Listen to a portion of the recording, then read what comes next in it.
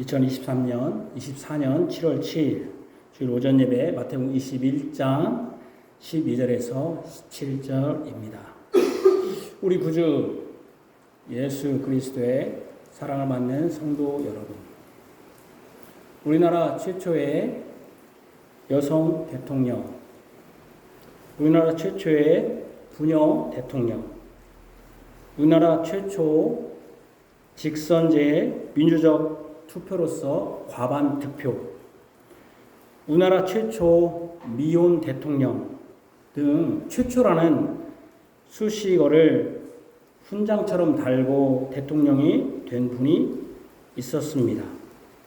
미국도 여성 대통령이 없는데 우리나라는 여성 대통령이. 그런데 그분은 또 다른 최초의 기록을 세우기도 했습니다.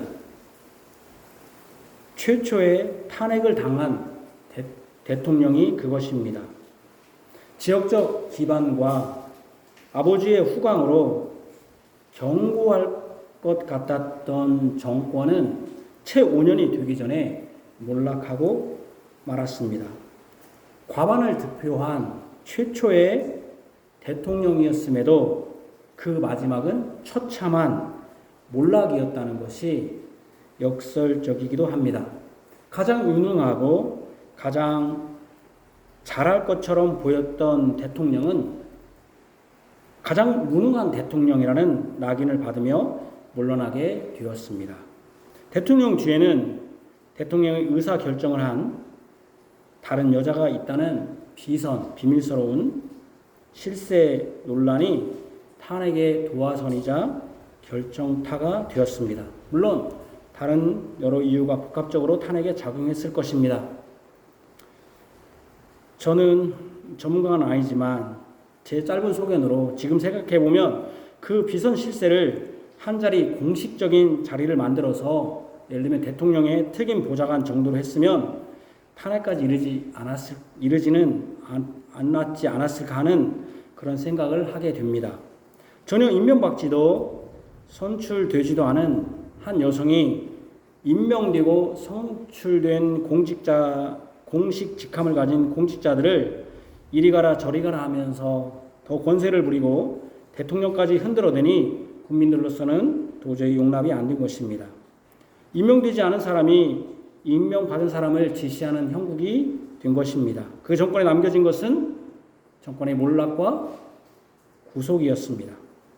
저는 오늘 본문으로 다음과 같은 내용으로 오늘 주보에 있는 내용으로 말씀을 전하고자 합니다. 예수님께서 예루살렘 성전에 들어가셔서 하신 일은 그 안에 있는 종교 지도자들을 몹시 화냈다는 것이죠. 하기에 충분한 것이었습니다. 예수님은 성전 안에서 매매하는 모든 자들을 내쫓으셨습니다. 거기에 더해 돈 바꾸는 사람들의 어떤 부스, 또 비둘기 파는 사람들의 의자를 다 엎어버렸습니다. 의아합니다. 이상합니다. 여기 성경 표현은 이상합니다. 예수님은 온유하고 겸손하신 분 아닙니까? 방금 전까지만 해도 겸손하여서 나귀 새끼를 타시고 이 성에 들어오시지 않았습니까? 예수님이 로마 군인이나 로마의 황제에게 이런 식으로 했다는 성경 구절을 읽어본 적이 있습니까? 이런 행동은 자기 백성인 이스라엘 민족이 아니라 이방 민족, 그것도 지금 이스라엘을 지배하고 있는 지배 세력인 로마인들에게 해야 할 행동 아닙니까? 여러분들은 예수님이 성전에서의 첫 번째 하신 일을 읽으면서 어떤 생각이 듭니까? 예수님의 성품과 맞다고 보십니까? 보편적으로 온유하고 겸손하다고 하면 마음이 부드럽다. 사람이 온화한 사람이다. 성품이 온화하다. 어떤 문제에 대해서도 자기 감정을 억제하여서 모든 문제를 부드럽게 원만하게 해결하는 사람. 특별히 겸손한 사람은 자신의 힘을 자랑하거나 의시되는 일이 없이 자신을 낮추고 드러내지 않는 사람입니다. 그런데 예수님은 찬송을 받고 들어오셔서는 지금까지 이스라엘 백성들이 노상 항상 해오던 일에 대해서 그 모든 것을 부정하듯이 다 뒤엎으신 것입니다.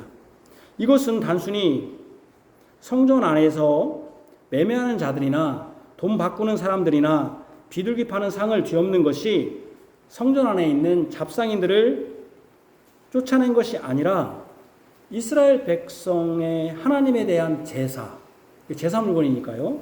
제사를 부인한 것이요. 그 제사를 관장하는 종교 지도자들을 인정하지 않고 부정한 것입니다. 하나님에 대한 제사를 부인함으로써 이스라엘이 제사하는 하나님을 부인했다고 해석할 여지도 있습니다. 종교 지도자들의 권위를 부인하는 것은 내 부모를 공경하라는 권위에 대한, 오늘 오후에 설교하겠지만 제5 계명을 어겼다고 주장하는 심각한 문제의 행동일 수 있습니다. 그러니 예수님의 이런 행동에 대한 1차적 반응이 이상한 일, 성경은 분명히 이상한 일, 이상하게 여겼다 이었습니다. 그런 이상한 일을 하니 그 안에 종교 지도자들의 감정이 폭발하였습니다. 노였답니다. 분개, 몹시 화가 났다.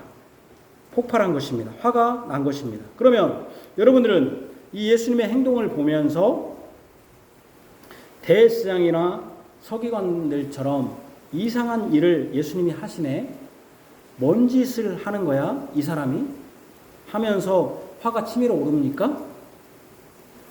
이 예수님의 일을 이상한 일이라거나 이것으로 화가 나서 예수님이 잘못했네 라고 할 사람은 아무도 없을 것입니다. 그런데 왜 대제사장이나 서기관들은 이 예수님의 일에 대해서 이상한 일이라고 하고 몹시 화를 내었을까 하는 점을 먼저 생각해야 됩니다. 왜 우리와는 전혀 다른 생각을 할까 하는 점입니다. 여러분들이 설교문을 제가 먼저 줬기 때문에 읽어보셨지만 지금도 교회 안에 기도하는 집에서 기도와 관련 없는 일들이 얼마나 많습니까? 아마 예수님 오셨으면 다 그것도 엎어버리지 않았을까? 얼마나 많습니까? 그죠? 그러니까 왜 우리와 다른 생각을 할까 하는 것입니다. 그러니까 이 본문이 무엇을 예수님이 이 본문에서 말하고자 하는 핵심이 무언가, 이것을 봐야 됩니다. 또 하나, 예수님이 성전에 들어가 보니 이런 잡상인들이 있습니다. 그러면 저 같으면, 또 여러분들은, 특별히 우리 교인들은 나무 일에 관심 갖지 않는 사람들이기 때문에 안타깝죠. 이런 식으로 하면 그만 아닙니까? 여기는 성전입니다. 거룩한 곳이란 말입니다. 그러니 그런 거 좀 하려면, 장사하려면, 뭔가 팔으려면 여기 이 성전 안에서는 하지 마시고 성전 바깥에서 하세요. 우리 식으로 하면 사정은 알겠는데, 필요는 알겠는데 예배당 안까지 들어와서 물건을 파는 것은 아니지 않습니까? 서양 사람 보기도 그렇고 좀 그렇습니다. 그러니 예배당 바깥에서 좀 이런 것은 하십시오. 그러지 않습니까? 우리는 또 이렇게 쫓아내면 뭐라고 합니까? 목사가 쫓아냈네. 목사가. 여러분, 예를 들면 여기 옆에 주차장도 제가 막았더니 뭐라고 합니까? 기도하는 집은 아니잖아요. 교회도 주차장 다 없애야죠, 사실은. 그죠? 주차장에 기도하는 집은 아니잖아요. 그죠? 그러죠? 어떤 데는 교회도 막아버리고, 어떤 데는 서울 같은 경우는요, 주중에는 다 돈 받아요. 교회도 다 쳐가지고 다 돈 받아요. 서울은 뭐 강도의 구럴입니까? 소굴입니까? 그러면 이렇게 말하셨잖아요. 어떤 데는 이러잖아요. 네? 평일에는 하지만 주일은 하지 마십시오. 근데 주일까지 받쳐놨어요. 그렇다고서 막 나가라고 하면 어떻게 해야 됩니까? 그렇게 합니까? 교회는 못 오잖아요. 아이고, 그렇게 하시더라. 앞으로 하지 마세요. 뭐 이렇게 하면 되잖아요. 그죠?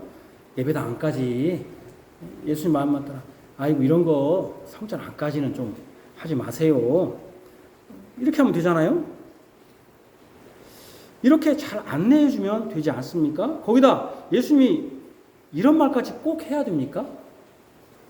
내 집은 기도하는 집이라. 누가 이 집이 기도하는 집이 아니라고 했습니까? 누가 모릅니까? 성전이 기도하는 집이라는 거. 여러분 제가 여러분들이 뭐 하다가 애들끼리 막 다투면 아니 애들이 뭐 이렇게 장난을 요즘 뭐 이렇게 홀짝 하잖아요. 쌈치기도 하잖아요 옛날에. 갖고 돈 따먹게 하면은 야 여기는 이런 거 하면 안 돼. 여기는 기도하는 집이야. 누가 기도하는지 모릅니까? 예배하기 전에 잠깐 이거 했어요. 누가 모릅니까? 여러분 화장실 간다고요. 그러면 여기 와서 화장실 가는 거 아닙니다. 여기는 화장실 가러 오는 게 아닙니다. 만민이 여기는 기도하는 집입니다. 누가 기도하는지 모릅니까? 꼭 이렇게까지 해야 됩니까? 그죠? 누가 이 집이 기도하는 집이 아니라고 했습니까? 누가 여기서 장사만 합니까? 여러분 장사만 합니까? 여기서 하나님께 유월절 제사를 드리지 않습니까? 그때 기도하지 않습니까? 기도하잖아요. 유월절 제사만 드립니까? 기도 안 씁니까? 성전에서는 오직 기도만 합니까?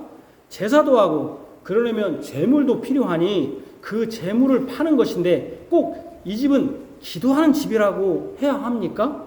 거기에 더해 진짜 이렇게까지 정말 여기까지 말씀해야 됩니까?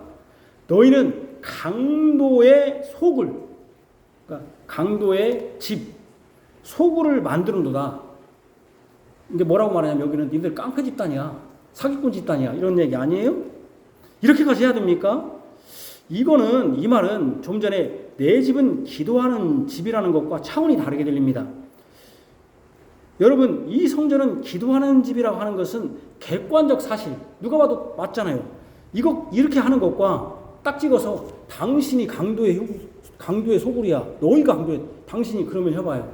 제가 여러분들이 목사님처럼 뭐 했다가 정훈아 제가 옛날에 이렇게 손을 이렇게 했어요. 근데 우리 처음에 그 저쪽 창해동 했을 때 처형이 뭐라고 하냐면 삿대질 하지 말라. 삿대질.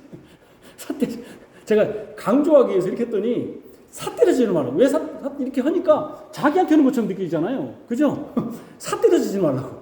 이렇게 해야지. 왜 손을 제가 이렇게 좀 강조하려고 이렇게 하는데 삿대질하지 말라고. 근데 거기다 대고 삿대질이 아니라 저는 이렇게 습관이 안 돼서 이렇게 했더니 거기 삿대질하지 말라고 하는데 거기다가 제가 여러분 딱 대고는 네가 강도의 소굴이라면 다음부터 안 와. 아마 강도 오는 게 아니라 저는 소송할 겁니다. 제가. 그러죠. 너희는이라고 했잖아. 너희는 강도의 소굴. 이 성전은 기도하는 집이라는 것은 객관적 사실을 언급한 것이라면 강도의 소굴은 주관적 견해인데 그것을 너희에게 적용했으니 그들의 반응이 어떻겠습니까? 그죠? 그래서 이제 나중에 23절부터는 뭐가 나오냐면 네가 무슨 권위로 이딴 짓을 하냐 예수님께 네가 뭔 자격으로 이런 일을 하냐 그렇게 물어보는 것이죠. 강도의 소굴이라고 하니까 그러니까 완전히 다른 거죠. 이제 이게 성전에 기도하는 거라는 것과 너희는 강도의 네가 그것도 그냥 성전이 강도의 소굴이 아니야. 이거는 너희들이 강도의 소굴이다 하는 거는 완전히 다른 이제 반응은 완전히 다른 것이죠. 그죠? 우리 기도합시다. 기도하는 집이잖아요. 근데 네가 기도하지 않아. 이렇게 말하는 건 다르잖아요. 그러죠? 정선 선생님 제가 교회에서 우리 기도해야 됩니다. 기도합시다. 이렇게 말하는 거고 네가 기도하지 않아. 이렇게 말하는 건 완전 다르죠. 그죠? 그러면 여러분들 반응은 어떻게 나타나요? 나만 기도 안 해? 저도 기도 안 하면서 이렇게 나오잖아요. 그죠? 완전히 다르죠. 이게 완전히 다른 거예요. 반응이. 그죠? 그러니까 그것을 너희들에게 적용했으니 그들의 반응은 어떻겠습니까? 온유하고 겸손한 분의 모습이라고 할 수 있습니까? 좀 타일러서 들으면 좋고 아니면 어쩔 수 없다. 제가 그렇게 하잖아요. 여러분. 제가 그냥 여러분 어떻게 때는 그냥 놔버리잖아요. 해봤자 안 듣는다 생각하고 어떤 때는 제가 그러잖아요. 타일러서 들으면 좋고 아니면 어쩔 수 없다 하면은 바리새인이나 서기관들에게 이상한 일을 벌이는 사람이라는 소리는 듣지 않고 좀 좋지 않겠습니까?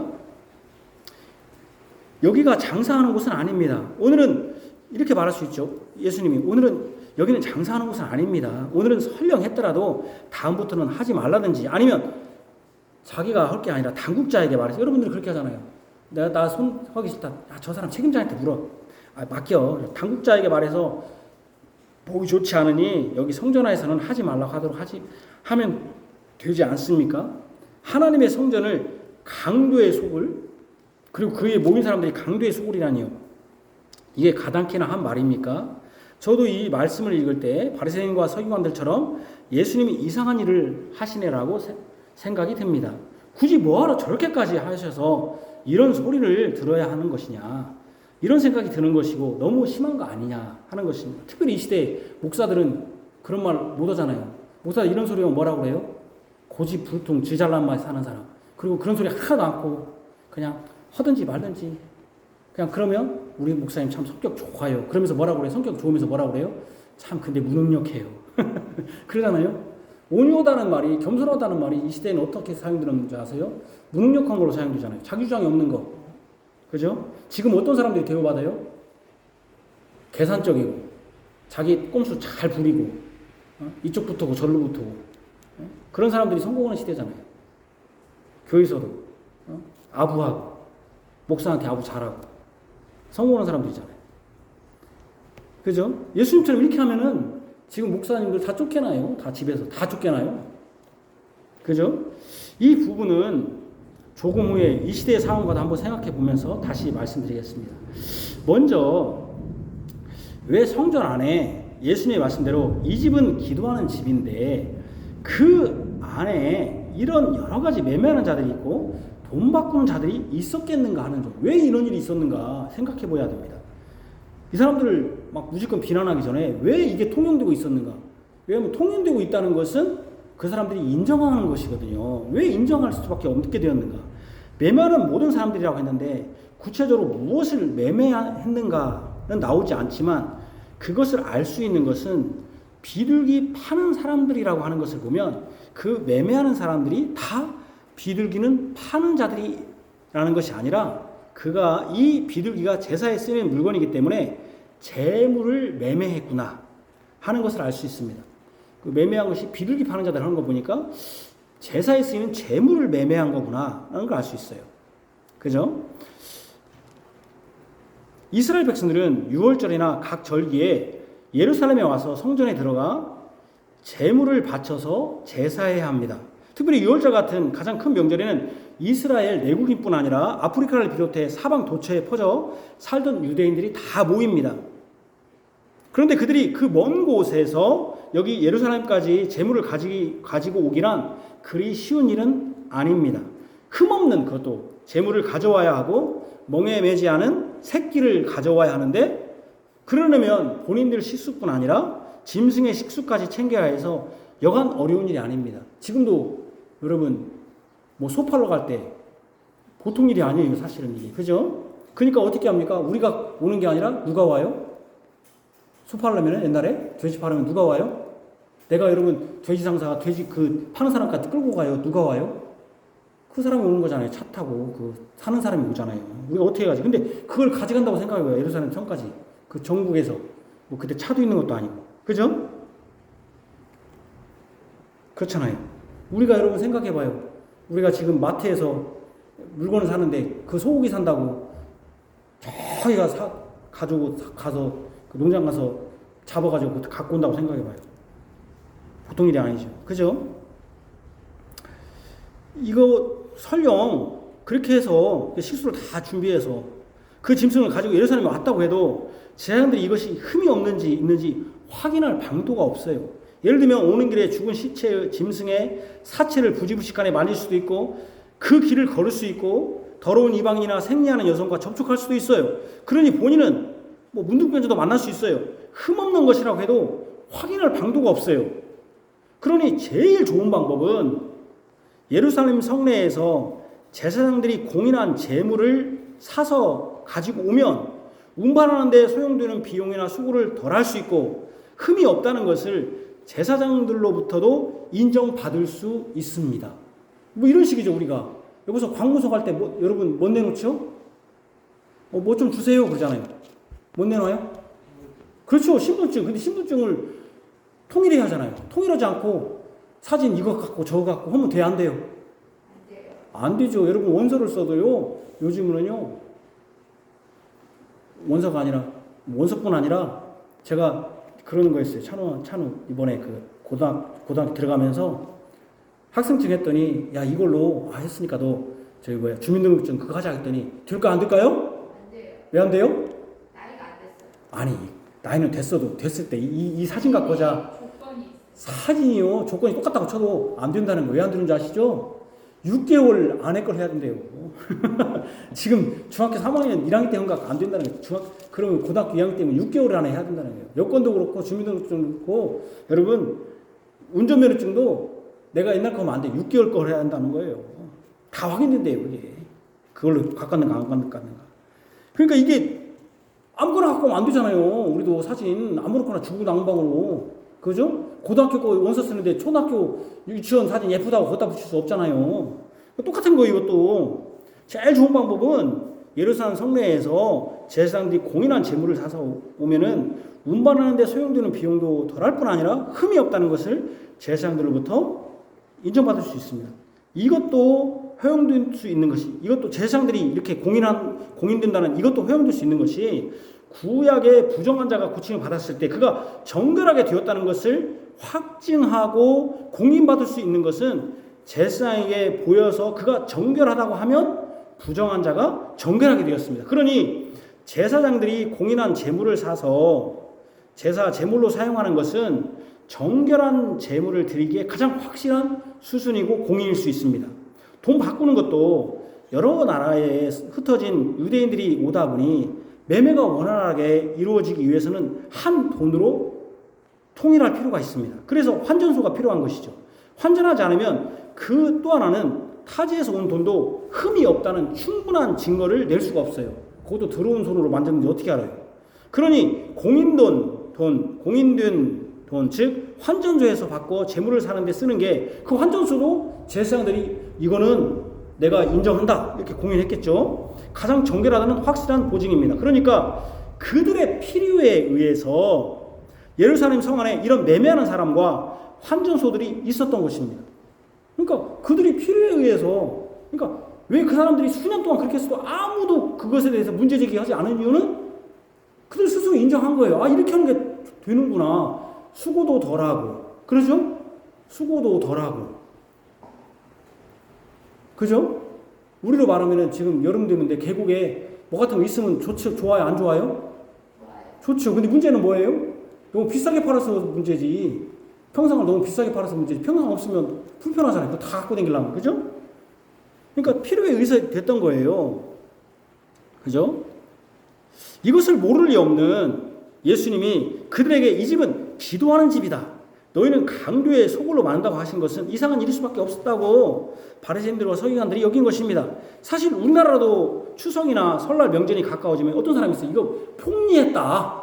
여기를 엄청나게 폭리를 받았다. 여러분 왜 폭리합니까? 수요가 많으니까. 그리고 폭리할 수밖에 없는 것은 그 사람들이 여기까지 여러분 예를 들면 여기서 여러분 이런 겁니다. 석유가 저쪽 제주도에서 났어요.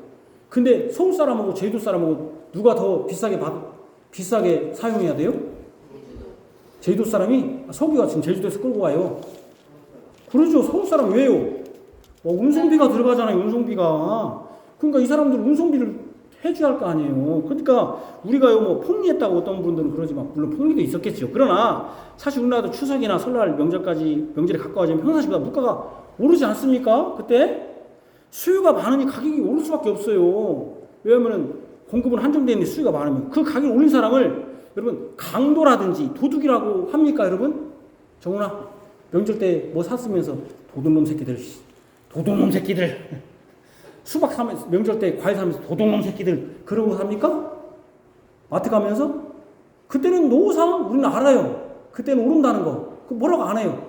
김장철 되면 배추가 몰라요. 도둑놈 새끼들 도둑놈 새끼들 그렇게 합니까? 다 알고 있어요.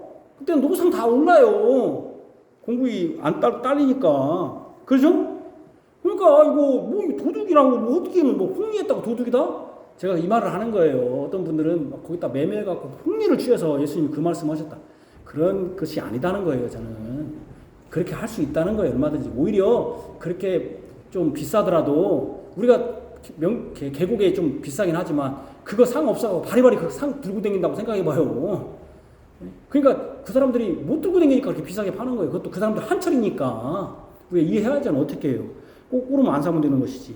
물론 안 살 수는 없어요. 그러나 그런 문제도 있었겠죠. 폭리도 있었겠죠. 그러나 그렇다고 해서 그걸 강도다 도둑이다고 하기는 그렇다는 거예요. 그들이 그렇게 한 것은 좋은 의미였다는 거 어떻게 보면 하나님께 흠없는 제물을 드리기 위한 고육직책 별수 없이 어쩔 수 없는 하나의 어쩔 수 없는 걸로 했다는 거예요. 고육직책이 했다는 거예요. 그들 나름의 합당한 이유와 타당한 성경적 근거 그게 뭐예요? 흠없는 것으로 드려야 된다는 이런 율법 해석의 타당성도 있었다는 거예요.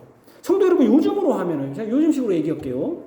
여러분들이 우리가 옛날 목사님들한테 이런 소리 들어서 교회가 기도하는 집인데 말이야 다른 걸 하고 있다고 매매를 하고 있다고 폭리를 취한다고 막 욕해요. 기도하는 집인데 기도하지 않는 걸 했다고 막 이 설교 들으면서 그것이 문제인 거냐. 근데 제가 요즘 식으로 얘기할게요. 요즘에 교회에 가보면 식당 없는 교회 있습니까? 식당은 여러분 교회가 요즘 예배당을 왜 짓는지 아십니까? 예배당이 좁아서 짓는 게 아니에요. 식당이 불편해서 짓는다는 거예요. 식당이 불편해서. 옛날에 식당이 옛날식이 돼 있어갖고 촌놈들이 요즘 보면 교회에 식당이 있습니다. 있지 않습니까? 예수님의 말씀의 톤으로 하면 이런 식이죠. 예수님 말씀의 톤으로 하면 제가 예수님 말씀을 한번 해볼게요. 교회는 기도하는 집입니다. 여기 무슨 식당입니까? 얘가 뭔 밥 먹는 곳입니까? 요즘 우리나라 예배당 건물에 또 유행하는 것이요. 과거에는 식당이었다면요. 이제는 식당도로는 부족합니다. 여러분 밖에서 식당에서 밥 먹으면 어디 갑니까? 카페 들이지 않습니까? 그죠? 그러니까요. 이제는 교회 신축 건물에 카페는 다 들어가 있어요. 대부분의 교회는 처음 들어가면 예배당에 딱 들어가는 것이 아니라 홀이 있고 그것도 예배당 건물 안에 있잖아요. 홀이 있고 옆에 카페가 있습니다. 사무실도 있어요. 작은 교회도 카페가 있어야 한다고 해서 카페를 멋지게 차려놓고 식당도 있습니다. 카페 만들려고 요즘 예배당 건축해요. 식당하고. 교회는 기도하는 집이지 밥 먹고 수다 떠는 곳입니까? 제가 여러분들 밥 먹는데 종훈이 밥 딱 뜨려고 하는데 제가 교회가 기도하는 집이지 밥 처먹는 곳이냐? 강도의 구걸로 만든다. 왜? 여러분 그거 하려면은 여러분 주일날 아니라 뭐 사오야 할 거 아니에요. 그죠? 이렇게 말하면 됩니까? 죄송합니다. 이 녹음은 정훈을 싫어서 그런 건 아니야. 에? 오해하지 마라. 요즘은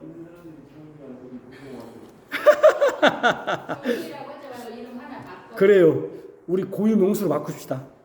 명수야. 예, 명수야.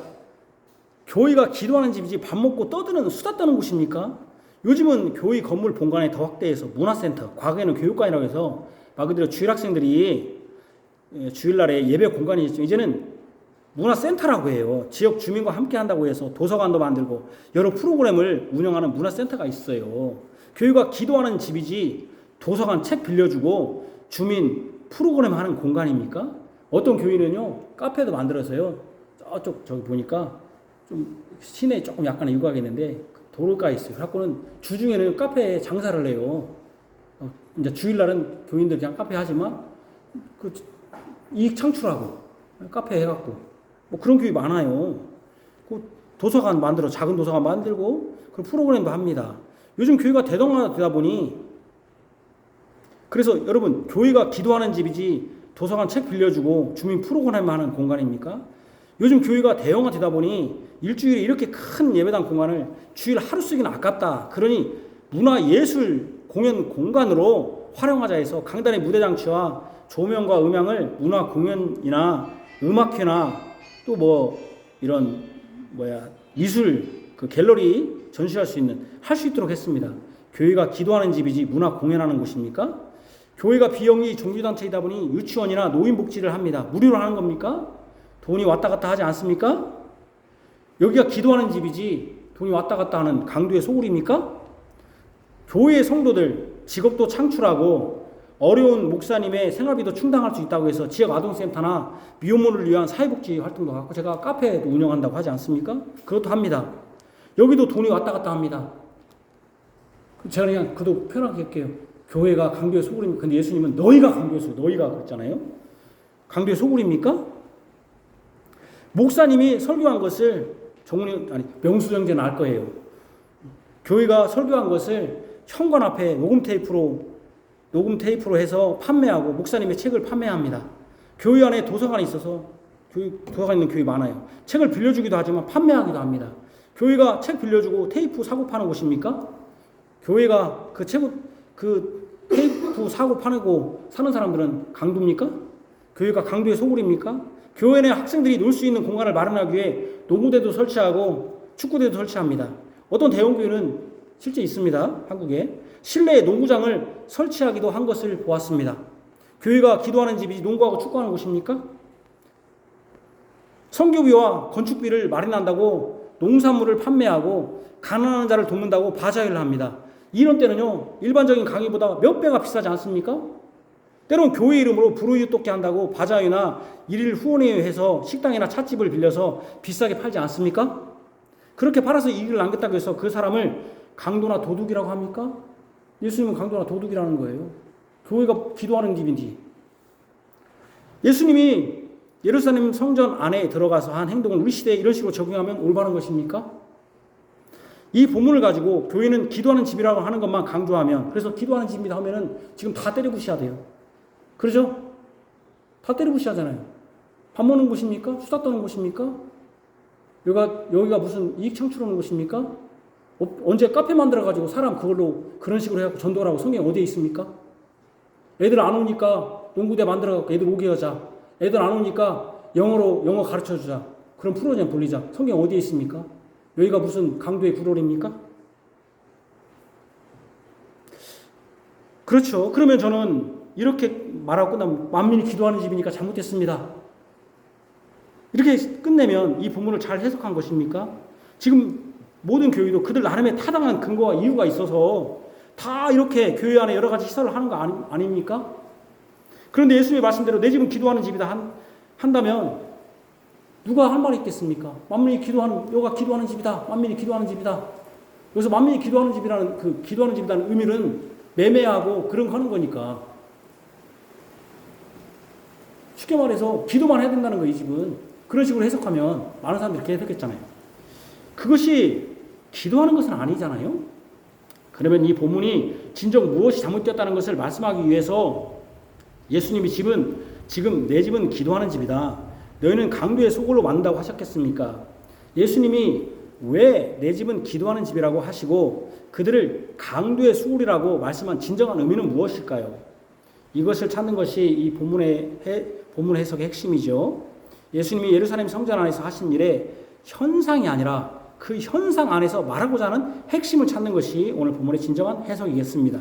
예수님은 어느 정도 타당한 근거를 바탕으로 하는 이런 행동들에 대해서 아주 강하게 행동하셨습니다. 그러시면서 인용한 구절이 구약인데 내 집은 기도하는 집이라는 말씀은 이사야 56장을 인용한 것이고 강도의 소굴을 만든다는 것은 에레미야 7장을 인용한 것입니다. 그렇다면 이사야 56장에서 왜 이사야가 내 집은 기도하는 집이라고 했는지 그 배경을 알 필요가 있습니다. 그러니까 그걸 전체를 봐야 되는데 딱 한 부분만 보니까 한 부분만 보고 지금 보거든요. 전체를 봐요. 왜 이사야가 만민이 기도하는 집이라는 그 말을 이사야 56장에서 하게 될 수밖에 없었던가 그 배경을 알아야 돼요. 56장 1절은 너희는 정의를 지키며 의를 행하라. 이는 나의 구원이 가까이 왔고 나의 공의가 나타날 것임이라. 여기 핵심은 나의 구원이 가까이 왔다는 거예요.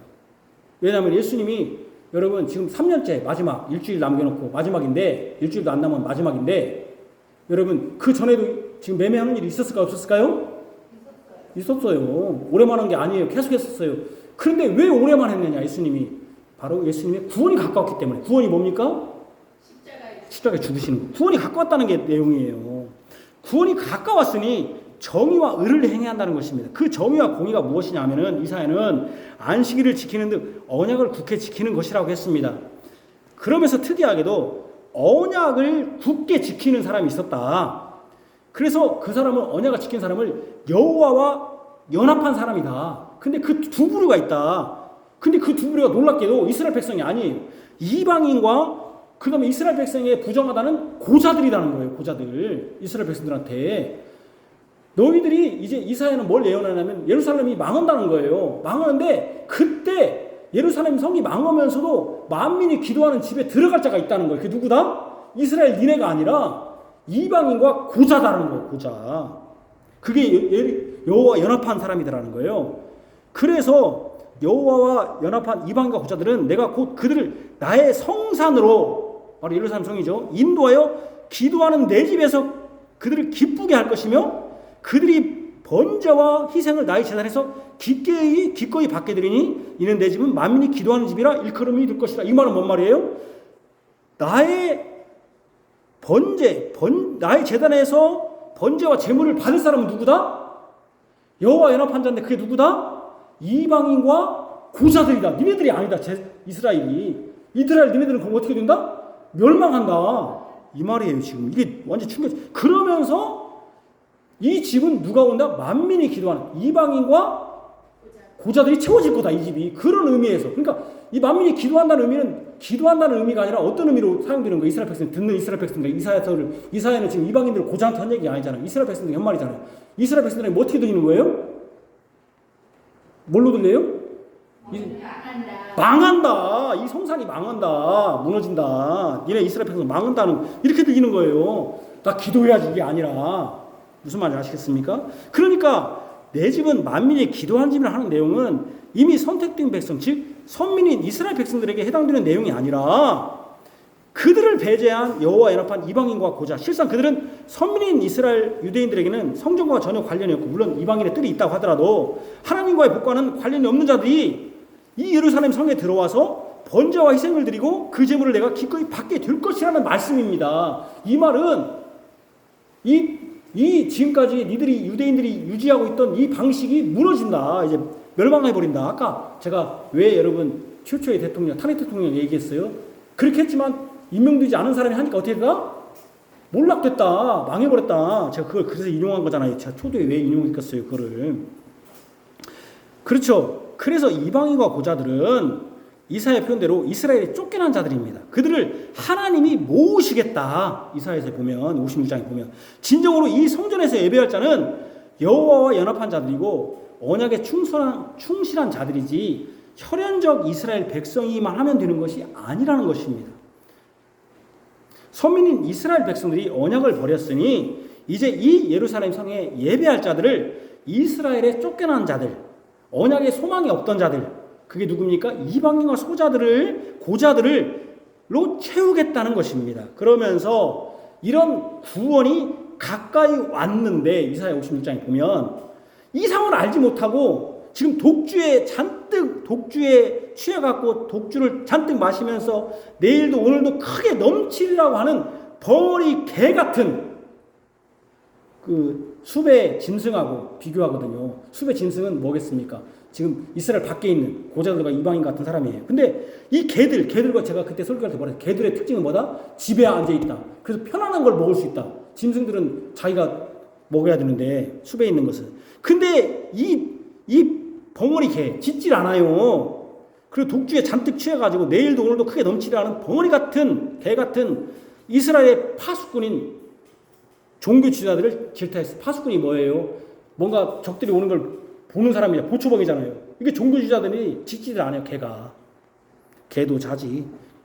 개도 잔단 말이에요. 이스라엘이 제사하고 있지만 그들은 언약을 굳게 지키지 않고 여호와와 연합하지 않았습니다. 이런 상태를 알고 깨우쳐야 할 이스라엘 파수꾼인 종교지자들이 벙어리 개가 되어서 당장의 탐욕에 빠져 술에 취해 사리 분별을 하지 못하고 있음을 이사야는 분명히 직시했습니다. 그게 이사야 56장의 내용이에요. 이 상황에서 여호와께서 예루살렘에 들어올 진정한 여호와와 연합한 자들을 모아서 그 언약 백성 안에 속하게 할 것이라고 예언한 내용이 이사야 56장이고 그 56장 내용에 그들이 들어오기 위하여 만민이 기도하는 집이라는 것을 이사야가 예언했던 거예요. 그러니까 이사야 56장의 내용은 이미 언약을 받은 선민 유대인들에게는 충격적인 말씀입니다. 자신을 대신해 이방과 고자들이 그 자리, 즉 언약 백성의 자리를 하나님과 연합한 진정한 백성으로 채우겠다는 것이기 때문입니다. 이스라엘에 국한된 것이 아니라 모든 사람, 즉 만민을 위한 성전이 될 것이라는 것입니다. 이런 의미로 이사야가 내 집은 만민이 기도한 집이라고 했고 예수님이 이 본문을 인용한 것입니다. 그러면 예수님이 인용한 의미는 뭐겠습니까? 너희들이 지금 이렇게 하고 있으니 어떻게 됐다? 이사야 때가 똑같다. 너희들은 어떻게 한다? 이 성전은 어떻게 해야 된다? 무너져야 되고 니들이 아니라 누가 채워줘야 된다? 진정으로 연합한 자들, 이방인과 고자들이 채워줘야 된다. 에레미야 7장도 보겠습니다. 에레미야 7장에 보면은요, 왜 예수님이 막 예루살렘에 들어가셔서 강도의 소굴을 하고 있는지 막 들어가자마자 했잖아요. 왜 들어가시자마자 장사와 관련자들을 내쫓으셨는지를 알게 됩니다. 에레미야 7장 2절에 보면은 너는 여호와의 집 문에 서서 이 말을 선포하여 여호와의 집 문에 서서 이 말을 선포해라. 바로 들어가자마자 문에 섰다는 것은. 그러니까 에레미야 7장의 예언을 예수님이 지금 성취하시는 거예요. 여호와께 예배하러 이 문으로 들어가는 유대 사람들아 여호와 말을 들으라. 그러니까 지금 문에 서서 예수님이 말씀을 한 거잖아요. 지금 행동을 하고 있는 거잖아요. 예레미야가 여호와의 집 문 앞에 서서 이 말을 선포합니다. 왜 예수님이 예루살렘에 들어가자마자 성전에 매매하는 자들을 쫓아내시고 에레미야 7장을 인용하는지 이해할 수 있습니다. 예수님이 에레미야의 여호와의 집 문에 서서 선포한 말씀을 성취하는 분이기 때문입니다. 에레미야 당시에 이스라엘 사람들은 그들의 길과 행위가 바르지 않았습니다. 이 에레미야 7장의 내용이에요. 제가 지금 서술하고 있는 거예요. 그들에게는 이웃에 대한 정의가 없었습니다. 그러면서도 여호와의 집에 들어와서 이렇게 말했습니다. 7장의 내용이에요. 너희는 이것이 여호와의 성전이라 여호와의 성전이라 여호와의 성전이라고 했습니다. 그들이 그렇게 말해요. 성전을 보면서 이건 여호와의 성전이라 여호와의 성전이라 여호와의 성전이라. 이 말은 뭔 뜻이냐면 자신들은 여호와의 하나님의 언약을 지키지 않으면서 성전에 와서는 여호와의 성전이라고 하면서 즉 여전히 여호와의 성전은 여기 있으니 하나님이 우리와 함께 하시는 것이고 그러니 우리는 구원받은 백성이다. 이 시대 말하면 비극적으로 말하면 뭐예요? 예배당을 잘 전화해요. 우리가 예배당 잘 차. 그러면서 이 예배당 우리 잘 졌다. 우리가 졌다 하면서 자기들은 어떻게 하는 거예요? 정의가 없고 행하지 않아요. 하나님 뜻에 언약에 충실하지 않아요. 이스라엘 백성들이 지금 예레미야는 망이 직전에 이스라엘이 망이 직전에 예언한 선지자예요. 근데 사람들이 뭐냐면 예루살렘 문 앞에 딱 서갖고 예루살렘에 와갖고 문 앞에 딱 서서 이거는 여호와의 성전이다. 여호와의 성전이다. 여호와의 성전이다. 뭔 말이냐면 세 번이나 하는 거는 야 여호와의 성전이 있으니 우리는 망하지 않는다. 하나님 함께 하시잖아요. 망하지 않는다. 에레미야 그러니까 어떻게 했습니까? 나중에 망한다고 하니까 죽이려고 난리 폈잖아요. 그러면서 뭡니까? 언약은 지키지 않아요. 성전을 보면서 이것이 여호와의 성전이다. 여호와의 성전이다 하는 것은 우리는 구원을 받은 백성이고 우리는 영원토록 이 땅에서 평안하게 복을 받으며 살 것이라고 하는 식입니다. 우리는 영원 복을 받게 멸망하지 않아. 이런 속임수, 이게 속임수예요. 진짜 속임수. 이게 도둑이에요. 이게. 이스라엘 사람들을 그렇게 종교지자들이 망하지 않는다. 여호와의 성전이 있는데 왜 망하냐. 이게 속임수예요. 이게 속임수. 이게 도둑질이에요. 이게. 속임수에 스스로 속고 사는 것입니다. 여호와의 성전이 있으니 우리가 이 땅에서 계속적으로 살 것이라는 거짓말에 속지 말라고 한 것입니다. 그들 자신들은 전혀 언약 백성으로 살지 않으면서 성전이 있으니 이 땅이 멸망하지 않고 계속 살 것이고 자신들은 다 구원받았다는 거짓말에 속아 사는 이스라엘 사람들에게 에레미야가 예레미야가서를 예수님이 인용한 말을 한 것입니다. 에레미야가 예수님이 인용한 말을 7절에 11절인데 그리고 그들이 하나님의 언약을 저버린 예로서 이방인과 과부와 고아를 압제한 것과 다른 신 바알에 분향한 것을 예로 듭니다. 그래서 어떻게 되느냐 하면은 실로처럼 될 것이다. 실로가 뭐냐면은 처음에 하나님의 언약궤가 법궤가 실로에 있었어요. 그게 누구냐면 엘리가 대제사장으로 있을 때. 그런데 블레셋과 싸움에서 법궤가 빼앗겼고 그로 인해서 엘리의 집이 다 멸망하지 않았습니까?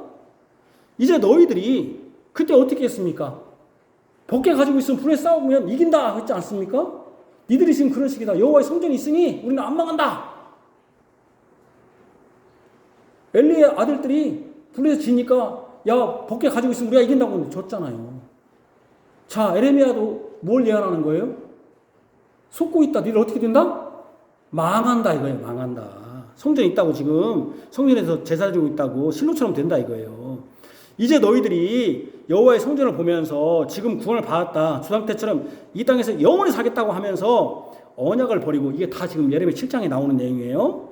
다른 신을 섬기는 일을 하는데 이 속임수 때문에 결국 실로에서 엘리의 집이 망한 것처럼 이스라엘이 망하게 될 것이라고 한 것입니다. 이런 배경이 에레미야 7장이고 그런 배경 하에서 에레미야가 이런 말을 하는 거예요. 너희가 도둑질하며 살인하며 간음하며 거짓맹세하며 바알에게 분향하며 너희가 알지 못하는 다른 신들을 따르면서 내 이름으로 일컬음을 받는 이 집에 들어와서 내 앞에서 말하기를 우리가 구원을 받았나이다 하느냐. 이는 이 모든 가증한 일을 행하려 함이로다. 내 이름으로 일컬음을 받는 이 집이 너희 눈에는 도둑의 소굴로 보이느냐. 곧 내가 그것을 보았노라. 그렇게 말한 거예요. 도둑이 하는 짓이 뭐예요? 여기서 도둑은 뭐겠어요?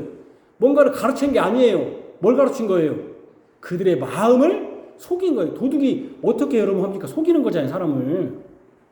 자, 그러면 이제 이사야와 에레미야의 말씀이 왜 이 예수님이 예루살렘 성회 안에서 행한 일과 연관되느냐 하는 점입니다. 먼저 언약을 저버린 예로서 과부와 고아벌을 압제한 것을 들었습니다. 이사야와 에레미야가. 이는 예수님이 비둘기 파는 사람의 상을 엎은 것으로 드러납니다.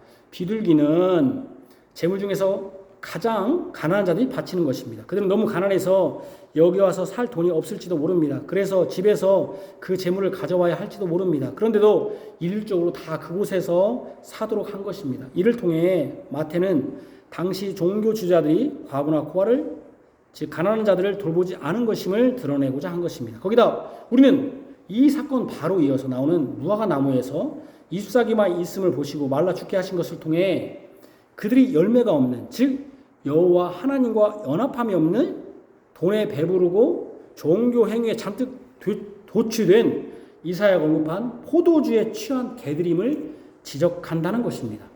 그래서 이 집은 이 본문의 핵심이 뭐냐면은 다 무너지고 기도하는 집이 되어야 한다고 하심으로써 이방인과 고자 즉 선민인 이스라엘 백성 입장에서는 정결의 입장에서는 언약에서 배제된 자들이 그 자리를 차지할 것을 말씀한 것입니다. 한마디로 내 집은 기도하는 집이다 한 것은 이 예루살렘 성전에서 기도해야 한다는 것을 확인시킨 것이 아니라 이 성전은 이제 멸망해야 된다. 멸망해야 그 고자들과 이방인들이 들어오니까 이 집은 다 무너져 버려야 된다. 이 집은 기도하는 집이라는 의미가 그런 의미라는 거예요. 여러분 이 집은 기도해야 됩니다. 여러분 그런 식으로 하면 제가 얘기했잖아요. 요즘 카페 다 때려 부셔야지. 식당 다 때려 부셔야지. 그러죠? 여러분 뜰에 주차장 다 때려 부셔야지. 주차장하고 기도하는 집 뭔 관계야? 기도하는 집 아니에요? 그죠? 주차장 다 때려 부셔. 정훈아 그냥 안 그냐? 그러죠? 그러잖아요? 그렇지 남는 게 없지. 근데 그렇게 설교한단 말이에요. 기도하는 집이다. 남는 게 없지. 그런 의미가 아니라 여기서 기도하는 의미는 그런 의미가 아니에요. 물론 당연한 얘기죠. 기도하는 집이죠. 당연히. 그런 의미가 아니라 다른 의미라는 거예요.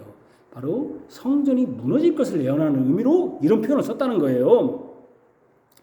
참 그렇지 않냐? 그렇죠. 국어 공부를 잘해야 한다고 했죠. 제가. 그죠? 이번에 강북사 시험 봤는데요.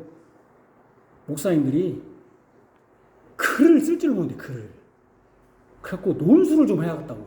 아니, 대학 교육 받은 사람들이 MD부생들이 글을 못 쓴대. 글을 쓸 줄 모르는데 글을. 근데 글은 쓸 줄 알아요. 근데 논리적 사고를 해야 되거든요. 논리적 사고가 없어요. 무슨 말인지 아시죠? 이 성전은 핵심이다. 이 본문에 이제 멸망해야 된다. 바로 또 나옵니다. 무화과 비유를 통해서. 멸망해야 된다. 이게 핵심이에요. 기도하는 집이 아니라 핵심이 멸망해야 된다.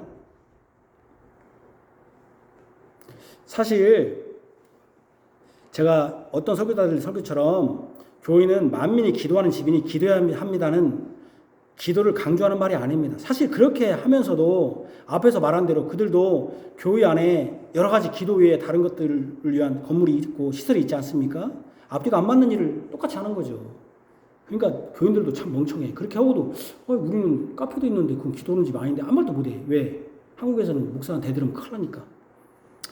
앞뒤가 맞지 않는 소리예요. 그런 얘기는. 이 말은 그런 뜻으로 이사야가 한 말이 아니에요. 그리고 한 말도 아니고 예수님이 그런 뜻으로 인용한 것도 아니에요. 그 성전에서 종교 활동은 하지만 진정으로 그들이 하는 게 문제가 아니라 여호와와 연합하지 않은 유대인들이 아니라 여호와께 연합한 이방인과 고자들이 그 성전에 속해야 한다는 의미로 너희들이 신성시하는 이 성전은 이제 없어져야 된다는 거예요. 그래서 이 집은 만민이 기도하는 집이라는 것을 인용했다는 거예요.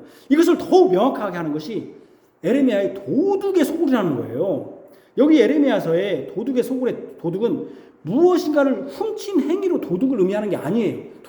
도둑이라고 하니까 뭔가를 훔쳤다. 여러분, 훔치는 것도 여러 가지가 있죠. 정원아, 명수야? 명수 씨? 네, 봐봐요. 제가 이런 표현을 쓸 수 있어요.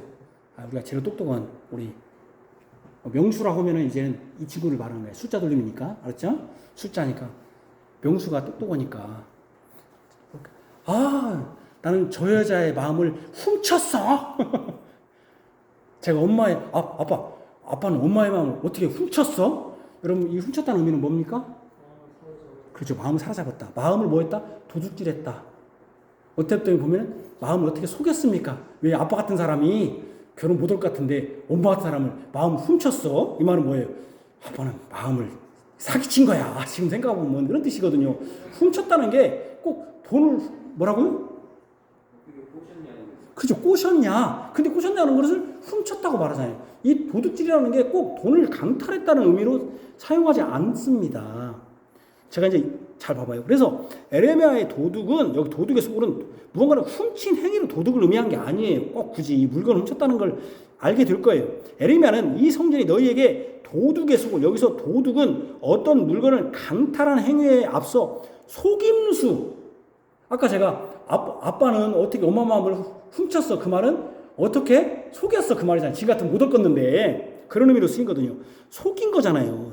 도둑들이 속여서 하는 거잖아요. 어떤 때는 속임수를 통해서 사람의 마음을 강탈한 것이 우선입니다. 그러니까 도굴의 속으로 보느냐 했는데 예수님은 더 강하게 너희는 강도의 속으로, 너희는으로 바꾼 거죠.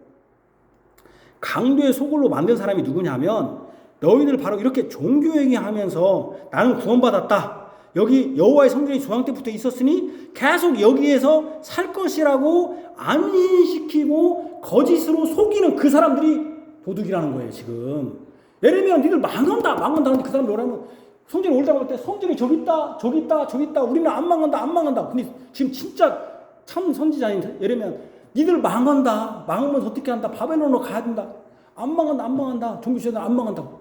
뭘 속인, 누가 속인 거예요? 종교가 속인 거잖아요. 그게 속인 게 뭐라고요? 도둑이라는 거예요. 도둑. 근데 왜 여기 바알을 섬겼다고 그래요? 바알 진짜 섬기기도 섬겼지만 예수의 하나님의 말씀 들었으면 참된 선지자의 말을 들었을 거 아닙니까? 망한다는 말을 들어야 할 거 아니에요. 안 듣고 우상이 나를 지금 살주고 있구나. 바알이 이렇게 믿은 것이죠. 그게 속임이라는 거예요. 그게 여기서 강도의 속으로 만다는 그 예레미야가 말하는 그 속음은 그걸 인용했잖아요. 지금 예수님이 뭔 말인지 아시겠어요? 안심하고 거짓으로 속고 있는 것이 마치 강도들에게 속아 넘어가서 자신의 것을 다 강탈하는 것. 북한 사람들이 지금 속고 있잖아요. 속아 넘어가잖아요. 그러니까 북한에 그런 걸 뭐라고 그래요? 돼지 같은 놈, 그 김정은을 돼지 같은 놈 하면서 뭐라고 그래요? 강도 같은 놈 그러잖아요. 도둑놈의 새끼 그러잖아요. 죄송합니다. 새끼 놈자 붙여서 어쨌든 그러잖아요.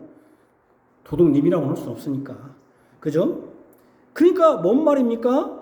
너희들 스스로가 강도의 속을 도둑의 속으로 만들어 버렸다. 너희들은 지금 이렇게 하나님께 제사하고 부정한 것으로 드리지 않으니 이렇게 하는 거예요. 예수님 당시에 유대인들은 하나님께 제사하고 나는 부정한 것도 드리지 않고 정결한 것으로만 드리니 이 성전에서 바르고 제사하고 있다고 하지만 사실은 가지만 무관한 꼴이다. 너희들 스스로 지금 속고 있다. 너희들 스스로 지금 속아서 스스로 강도의 소굴이. 왜 소굴이에요? 여러분 계속 나와. 거기서 강도놈들만 소굴은 지금 니들이 그런 형국이라는 말이에요. 그 소금의 정점이 뭐냐? 너희들이 알지 못하는 다른 신을 따른다. 에레미야에서는 그랬단 말이에요. 다른 신을 따른다. 그래서 분명히 입힌다는 것입니다. 이 성전에서 여호와를 섬기는 듯 하지만 실상은 다른 신을 섬기는 것인데 그것을 알지 못하고 속고 있으니 이것이 속여서 강탈하는 도둑과 같다는 것입니다. 물건을 훔쳤거나 돈을 비싸게 받아서 훔쳤다기보다는 사람의 영혼을, 이게 진짜 제일 무서운 거예요. 이단들, 제가 이슬람, 사람의 영혼을 도둑질하는 거죠. 영혼을 다른 신을 섬기도록 속여서 따르게 한 것, 이것이 예레미야가 말하는 도둑의 소굴이라는 핵심 내용이에요. 여러분 강도의 소굴이라면 어떻게 해야 됩니까? 예수님이 이걸 인용했단 말이에요. 강도의 소굴 어떻게 해야 돼요? 범죄와의 전쟁 소탕해야죠. 소굴은 강도의 소굴은 다 소탕하고 없어져야죠. 그래야 거기에 다시 강도가 나오지 않습니다. 소굴이니까. 그러니까 이 말도 사실은 에레미야 이 말도 예루살렘 성전의 소탕, 멸망을 말하는 무서운 말이라는 거예요. 예수님 지금 이 말을 인용함으로써 핵심이 뭐예요? 먼저는 이 예루살렘 지금 성전 제사가 어떻게 된다? 다 없어져야 된다. 없어졌습니까? 안 없어졌습니까? 구원이 가까웠다. 없어졌습니까? 안 없어졌습니까? 안 없어졌어요. 지금 우리가 안 없어졌어요. 여러분 지성소에 휘장이 찢어졌잖아요. 그래서 우리가 예수로 말미암아 예수 그리스도가 제물이 되어서 담대에 나아갔잖아요. 이 제물이 없어졌잖아요. 지금 가까이 왔어요. 근데도 모르고 지금 뭐 하고 있어요? 이 사람들이 예수님 와 있는데 제사 지내고 있으면서 뭐라고 하고 있는 거예요? 지금 나는 정결한 거 바치고 있다. 나는 진짜 바치고 이게 꼭 뭐하고 똑같다는 거예요. 이사야 때하고 에레미야가 똑같다는 거예요. 지금 예수님 볼 때. 뭔 말인지 알죠? 예수님을 알아보지 못하고 진짜 제물이 왔는데 그 제사가 없어졌는데 없어져야 되는데 왜? 이제 여기 나옵니다. 그런데 그들은 알지 못합니다. 어둠 가운데 있어서 예수님이 하신 일을 이상히 여깁니다. 이렇게 제사를 잘 지내고 있는데 무슨 문제냐는 식입니다. 얼마나 정결하게 드려요. 어떻게 이사야와 에레미야의 예루살렘 성전과 이스라엘의 멸망을 예언한 그 말씀을 인용할 수 있지 하는 것입니다. 그들이 얼마나 어둡고 그들이 드리는 제물이 부정한지를 잘 드러내는 것을 먼저 예수님이 맹인과 저는 자들을 성전에 고쳐주셨다는 것을 알 수 있어요. 맹인은 뭡니까? 보지 못하는 거예요. 그렇게 어두운 거예요. 그들이. 저는 자는 건 뭐예요? 부정한 자예요. 예수님이 성전 안에서 그들을 고쳐주셨다는 것은 지금 이 성전 안의 상태, 이 성전 안에 있는 어두움과 부정함을 드러내시고 고쳐주신 것입니다. 누가 고쳐주세요? 예수님이 그 번제물이 붙여주는 게 아니에요. 거기다 이 어둠과 부정함을 고쳐주시는 분이야말로 참 빛이시고 진실로 정결한 분이라는 것을 알려주고자 한 것입니다. 첫 번째, 그러니까 예수님이 지금 첫 번째 말하고 있는 것은 뭡니까? 이 성전이 멸망해야 된다. 그럼 멸망해야 되는 이유를 알아야죠. 이제 진짜 이들이 뭔 강도짓을 했는가. 우리는 여기서 이 본문에 대한 서기를 마치면 안 됩니다. 우리에게는 하나 가장 핵심적이고 중요한 내용이 남아 있습니다. 예수님이 예루살렘 성전의 멸망과 그들이 매매하는 것을 다 쫓아내시고 엎으신 것이 단순히 그들이 강도들이 돼서 기도하는 집을 다른 용도로 사용해서 그런 것이냐 하는 점입니다. 아니라고 했죠. 제가 그런 뜻이 아니에요. 만약 그렇다면 지금 제가 말씀드린 대로 교회의 카페, 식당, 운동장, 문화시설, 유치원, 요양원 등 주차장, 교회 안에 있는 셀 수 없는 이런 시설들, 이 교회들은 다 강도의 소굴이고 다 마음이 기도하는 집은 아니잖아요. 예수님이 다 혼나야 하잖아요. 하나님의 집은 기도하는 집이지 밥 먹는 집, 커피 먹는 집은 아니지 않습니까? 그러면 이것도 다 문제 아닙니까? 그리고 또 하나 남은 문제는 에레미야에서 다른 신을 섬겼다고 했는데 그래서 도둑의 소굴이라고 했는데 지금 이스라엘 백성들은 다른 신을 섬기는 것은 아니지 않습니까? 하나님을 바르게 정결하게 예배하고자 하는 것이지 않습니까? 그런데 왜 예수님은 이사야뿐만 아니라 에레미야의 멸망을 예언한 말씀을 인용한 것인지 이게 가당키나 한 것인지 오늘 설교가 막 물리적이죠? 막 여러 가지 생각해야죠. 생각해야 한다는 거예요. 분명히 이사야는 구원이 가까이 왔다고 56장에 말씀합니다. 그렇습니다. 구원이 지금 아주 가까이 왔습니다. 그 구원을 이루실 분이 예루살렘 안에 오셨고 이제 일주일도 남지 않은 시간에 그가 일을 하실 것입니다. 그런데 지금 이스라엘 백성들은 그 예수님을 알아보지 못합니다.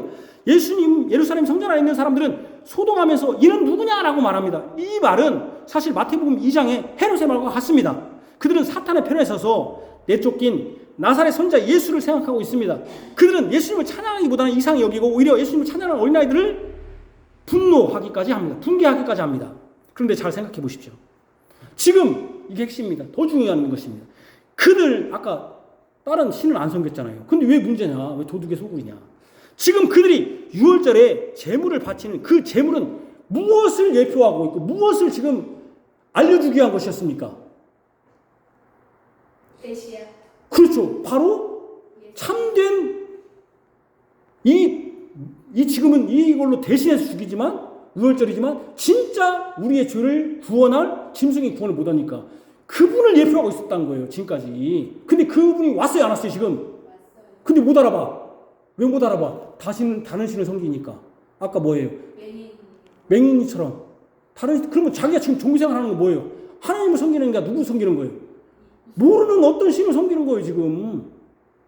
모르는 어떤 신. 근데 무화과 나무가 무서운 것처럼 종교행위는 번창하고 있는 거예요, 지금. 지금 예수님이 이걸 지적한 거예요. 그거하고 똑같은 거예요, 지금. 아까 말했잖아. 바알을 섬겼다. 근데 이 사람들 바알을 섬기잖아. 근데 진짜 스님은 그닥 섬기지도 않아. 예수님이 섬기지도 않아. 왔는데, 구원이 왔는데.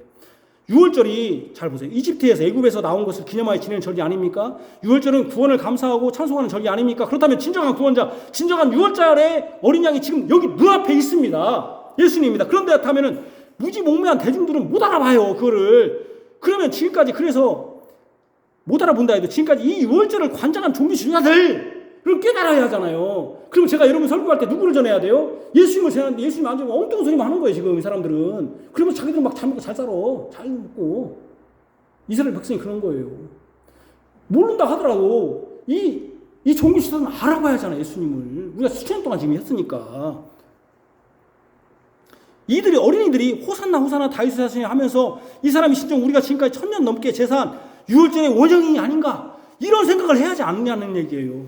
이것은 이사야 56장에 예언한 짓지 못하는 개예요. 지금 종교자들이 무지한 덩어리 같은 개예요.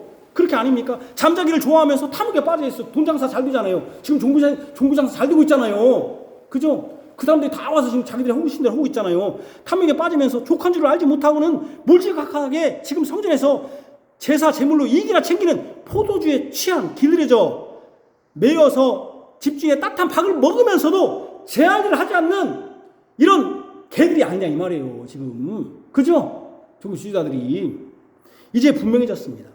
왜 이 예루살렘 성전이 무너져야 되는지, 왜 이 제사가 헛된 것인지, 왜 헛된 것입니까? 제사를 지금까지 드렸던 것이 예수님을 하는데 예수님 못 알아보고 맨날 종교 행위만 하는 거예요 지금. 그러니 이거 면필요가 있어요. 이 자리를 하나님과 연합한 이방인과 고자들도 다시 모여야 합니까? 왜 그렇습니까? 바로 앞에 있는 진정한 6월절의 어린 양이시오 구원자이신 6월절의 첫 이스라엘의 장자이신 예수님을 알지 못하고, 그럼 그들이 누가 진짜 예배드리는 거예요 지금? 예수님을 알아보지 못하는데. 제가 여러분들에게 얘기했죠. 설교 시간에 예수 그리스도가 드러나지 않고 여러분들이 종교 얘기만 막 하고 교양 프로만 하고 있다면 이거 똑같은 거예요 지금. 나 구원받았다고 맨날 구원받았다. 하나님 한 번 구원받았다면은, 그리고 여러분들이 여기 개혁교회 있다고 우리 교회 있다고 구원받은 거 아니에요. 하나님께 진정으로 연합해서 하나님 의지해야지. 여러분 삶을 그대로 살면서 언약의 말씀을 지키지도 않아. 지키지도 않으면서 나는 구원받았다? 나는 예정론에 나는 구원받았다. 한 번 들어왔으니 구원받았다? 그런 법은 없어요.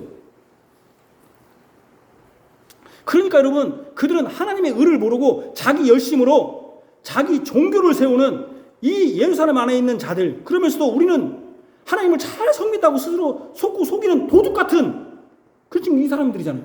이 사람들이 속으리야말로 소탕되어야 하지 않겠습니까? 우선은 섬기지 않는다 할지 그들은 몰라도 진정한 주인, 진정한 구원자, 6월절의 원형이신 예수님을 알아보지 못하는 입만 무성한 무화 같은 예루살렘 성전 안의 종교 행위는 이사야와 에레미야가 예언한 대로 멸망받아야 하는 것입니다. 예수님을 알아보지 못하는 이 무지함과 죄악들, 바로 하나님의 언약에 충실하지 못한 그들에 비해서 예수님을 찬양한 어린아이들은 대조됩니다. 여기 중요한 내용입니다. 또 하나 여기서 우리가 아주 중요하게 우리에게 놓치면 안 돼요. 마태복음 21장 16절입니다. 어린 아기와 젖먹이 입에서 나오는 찬미를 온전하게 하셨다. 여기 온전하게 하셨다. 우리 번역은 온전하게 하셨다는 이 카테르티소라는 이 헬라어 단어는 영어로는 온전하다. 퍼펙트. 저 발음 좋지 않습니다. 퍼펙트라고 번역할 수 있습니다. 우리 성경에는 지금 그런 식으로 번역했습니다. 다른 번역도 가능한데 준비시켰다, 예비하셨다, 준비했다, prepare로 번역할 수 있고요. 또 다른 미리 임명하여 정했다는 ordain로 번역할 수 있습니다. 이 중에 가장 많은 번역은요, prepare 또는 ordain. 근데 우리는 왜 온전하다고 했는지 모르겠어요. 온전하다고 했는데 그 번역도 맞아요. 온전하다도 똑같은 번역이에요. 근데 어떤 사람들 온전하다고 했는데 어린아이 찬송이 온전하지 못했다고 그렇게 설교를 하고 있더라고요. 목사님들이. 종료주의 가면서 온전하지 못했다. 왜 온전하지 못했냐면은 지난주에 설교했죠. 나중에 그 목소리로 똑같이 막 죽으라고 했다고. 성경이 온전하다고 번역에는 우리는. 근데 제일로 많은 번역은 성경에서 이 카테르티소의 많은 번역은 프리페어나 오데인이라는 번역입니다. 퍼펙트도 좋습니다. 왜냐하면 준비하고 하나님이 준비하시고 미리 정하신 것은 완전한 것이죠. 그죠? 똑같이 번역할 수 있어요. 그죠? 우리 개족 개역 개정은 온전케 하다는 킹제임스 버전을 참 따른 것입니다. 이것을 준비하셨다거나 미리 정하셨다고 번역하면 어린 아기와 젖먹이들의 입에서 나오는 찬미를 미리 정하여 준비하셨다. 하나님이 미리 정하여 준비하셨다는 것은 완전한 거죠. 우리가 미리 정하여 준비한 게 예정론이잖아요. 예정론은 완전하니까. 그렇게 할 수 있죠. 그런데 이 우리말 성경 온전케 하다로 번역된 미리 정하여 준비하셨다라고 번역할 수 있는 이 원어는 다른 곳에서는 온전케 하다로 번역된 것이 아니라 미리 정하여서 준비하셨다는 의미로, 특히 준비하셨다는 의미로 사용되었는데 히브리서 10장 5절에 6절입니다. 제가 읽어볼게요. 정말 우리에게 이 본문과 우리 마태복음 20장과 중요한. 그러므로 주께서 세상에 임하실 때 이르시되 하나님이 제사와 제물을 원하지 아니하시고 오직 나를 위하여 한 몸을 뭐 하셨다? 준비하셨다. 하셨도다. 번제와 속죄는 기뻐하지 아니하시나니. 지금 예수님이 왜 그러겠습니까? 지금 여기 니들이 번제와 제물을 드리고 있는데, 정결한 예물을 드리고 있는데 진짜 나를 위하여 한 몸을 예비하셨다. 준비하셨다. 그래서 나는 제물과 제사는 원치 않는다. 여기 예비하셨다 할 때 예비가 마태복음 21장에 온전케 하셨다는 단어와 같은 단어예요. 주님께서 어린아이와 젖먹이 입을 예비하사 준비하게 하셨듯이 나를 찬송하게 하셨듯이 예비하사 찬송하게 하셨듯이 나를 위하여 한 몸을 예비하셔서 더 이상 하나님이 제사와 예물을 원하지 아니하신다고 하신 것입니다. 이미 어린아이와 젖먹이들은 예수님이 예루살렘에 들어오실 때 호산나 다윗의 자손이여 찬송을 한 것인데 그때 언급하지 않고 지금 바리새인들과 서기관들이 분내는 것을 보시고 이 말씀을 하심으로써 예수님이 왜 매매하는 자들과 돈 바꾸는 자들과 비둘기 즉 제사 물건들을 다 엎으신지를 깨닫게 하신 것입니다. 어떤 사람들 말처럼 교회가 장사를 한 것 때문에 또는 이익을 얻은 일을 해서 또는 기도하지 않아서 그런 것이 아닙니다. 핵심은 뭡니까? 하나님이 미리 예비하신 한 몸, 바로 참 제물이신 예수님으로 제사해야 된다 이제는. 근데 그것을 알아보지 못했다는 거예요. 그러니까 엎어버린 거예요. 왜? 그것이 누구를 대체해버리니까. 예수님을 대체해야 되는데 예수님이 아니라 그들로 지금 그 매매하는 걸로 대체돼 버리니까 엎으신 것이죠. 하나님 미리 임명하여 정하여 준비하신 그 예물을 이제 드려야 된다는 거예요. 이제는 그걸로 드리면 안 된다는 거예요. 이제 구원이 가까웠기 때문에 그렇습니다. 이미 예비하신 것은 벌써 예수님이 이 말씀을 하시기 전에 두 번이나 나왔어요. 먼저는 나귀와 나귀 새끼를 가져오러 갈 때 그것들은 이미 하나님이 예비해 두셨어요. 그렇죠? 또 하나 예루살렘에 들어오실 때 어린 아기들과 젖먹이들의 찬송을 하나님이 예비해 두셨어요. 이미 이 두 가지 것을 통해서 예비해 두신 것을 알려주셨어요. 진실로 하나님은 제사와 예물을 원하지 아니하시고 오직 나를 위하여 한 몸, 바로 예수님을 예비해 두셨습니다. 이게 시편 40편에 이미 나와 있어요. 종교자는 그걸 알아야 돼요. 6절 7절 주께서 내 귀를 통하여 내게 들려주시기를 제사와 예물을 기뻐하지 아니하시며 번제와 속죄제를 요구하시지 아니하신다 하신지라. 그때 내가 말하기를 내가 왔나이다. 내가 누구겠어요? 내가 여기 오신 나는 바로 하나님이 예비하고 준비하신 예수님입니다. 예수님. 이제는 제사와 제물을 기뻐하지 않는다. 속죄를 요구하지 않는다. 내가 왔습니다. 예수님이 왔다. 이것을 창세기 22장 13, 14절을 보시면 13절 하반절부터 보시면 아브라함이 가서 그 순양을 가져다가 아들을 대신하여 이제 대신해야 돼요. 이 정결한 이 제물이 아니라 이제 대신할 것이 왔어요. 대신하여 번제로 드렸더라. 하나님이 그 땅 이름을 여호와 이레라 하였으면 오늘날까지 사람들이 이를 여호와의 산에서 준비되리라. 준비, 예비한다. 똑같은 말이에요. 똑같은 단어예요. 여기 핵심 구절이 나옵니다. 여호와의 산에서 준비되리라. 여호와께서 친히 여호와의 산에서 예비하신다. 준비하신다는 것입니다. 그 예비하고 준비된 것이 시편 40편에 예수님이 30편에 내가 오리라 하는 그 나가 예수님입니다. 아까 예비하신다는 말은 잘 들어보세요.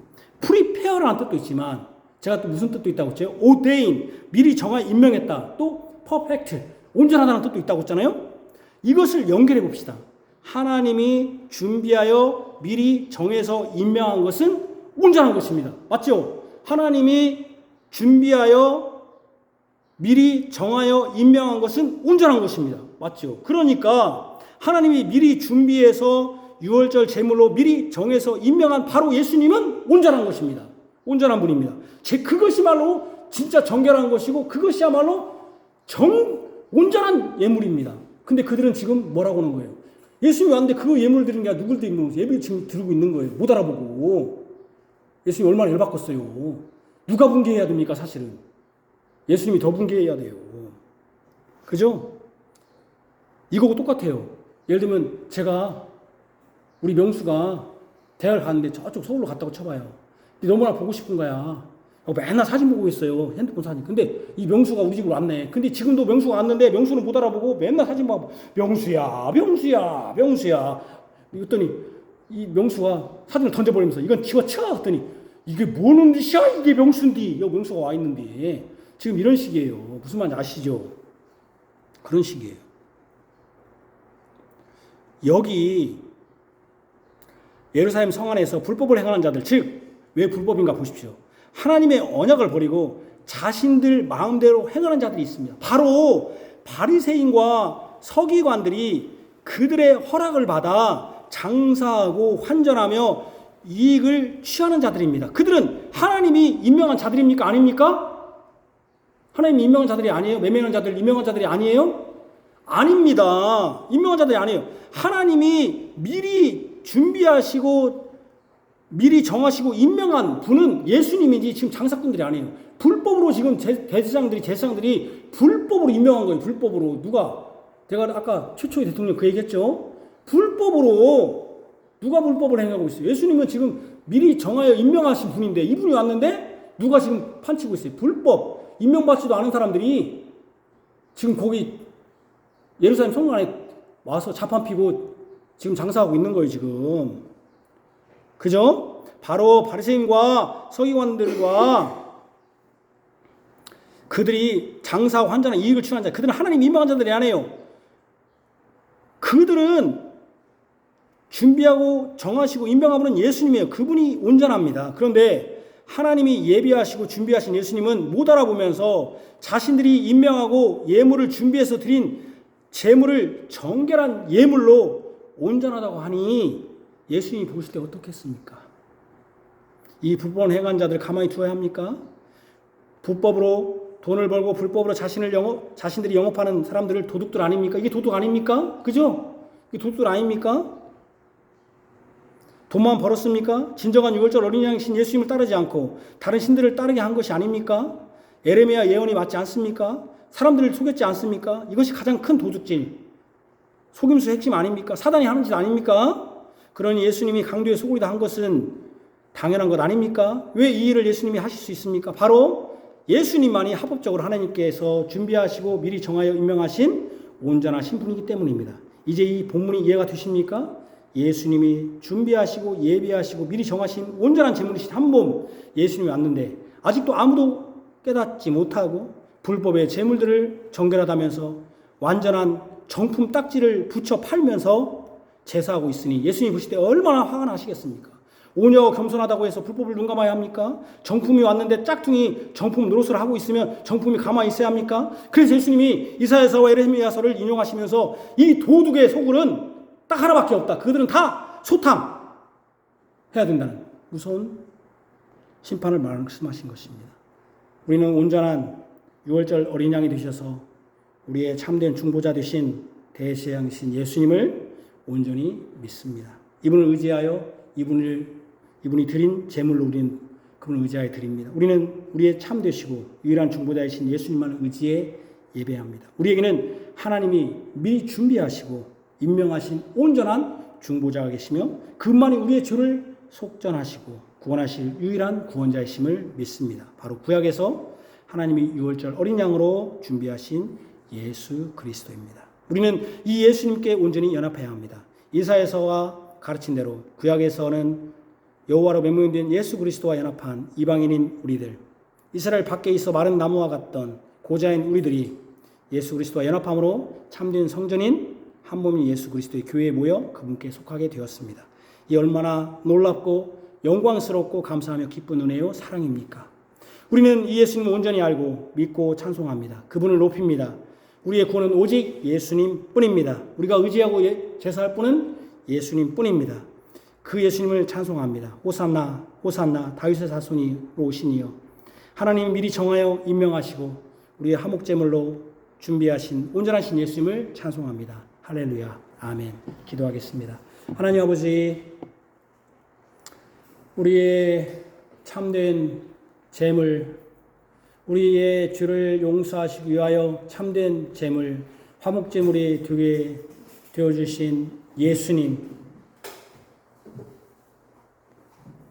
6월절 어린 양 되신 예수님, 우리의 참된 중보자 되신 예수님 의지하여 기도합니다. 우리가 혹여라도 지금 이스라엘 백성들처럼 교회 안에 여러 가지 종교 행위들은 많고 여러 가지 찬송이 있고 기도가 있고 말씀의 선포가 있는데도 불구하고 우리가 언약의 말씀을 행하지 않는다면 우리는 예수님 앞에 똑같은 말을 들을 것입니다. 너희들이 강도의 소굴이다. 여기는 기도하는 집이다. 바로 우리의 멸망, 우리의 저주를 선포할 것입니다. 에레미야가 여기는 성전이다. 여호와의 성전이다. 여호와의 성전이다 하면서 야, 나는 여호와의 성전에 또 짓고 여호와의 성전도 안에 있으니 나는 구원받았다 하면서 진실로 하나님과 연합하지 않았다면, 예수님과 연합하지 않았다면, 몸된 교회의 지배를 받고 있지 않다면 우리의 구원은 헛된 것입니다. 조금에 나오는 것처럼 무성한 무화과 나무일 뿐이지 결국 심판을 받아 다 말라비틀어 죽을 것입니다. 가장 불행한 자입니다. 우리가 그런 자가 되지 않게 하여 주옵소서. 우리를 대신하여 미리 준비하여 임명하신 완전하신 예수님과 연합하고 예수의 말씀에 따라 행하게 하여 주시기를 원합니다. 예수님 이름으로 기도합니다. 아멘.